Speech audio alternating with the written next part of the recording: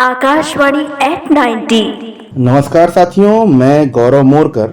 मैं रायगढ़ का हूँ, म्यूजिक टीचर का कार्य करता हूँ। रेडियो भारत के 90 वर्ष पूर्ण होने पर मैं बहुत बहुत बधाई देता हूँ भारतीय रेडियो को। भारतीय रेडियो का मेरे जीवन में एक बहुत ही महत्वपूर्ण स्थान है। बचपन से ही रेडियो सुनने की आदत है और जो विविध कार्यक्रम इसमें जो चलते हैं उन्होंने बहुत अच्छा प्रभाव मेरे जीवन में डाला।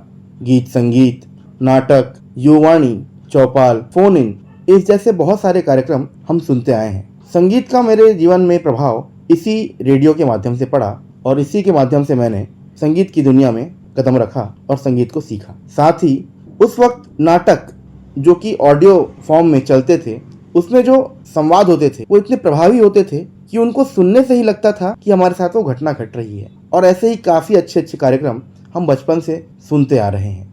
साथ ही चौपाल जैसा कार्यक्रम जो कि देश के किसानों को, हमारे किसान भाइयों को एक अच्छी सलाह अपनी खेती में उर्वरता को बढ़ाने के लिए और अच्छी फसल प्राप्त करने के लिए सहायता देता है। वहीं युवाणी जैसा कार्यक्रम युवाओं को नए नए क्षेत्र में उपलब्धियां प्राप्त करने में सहायता देता है।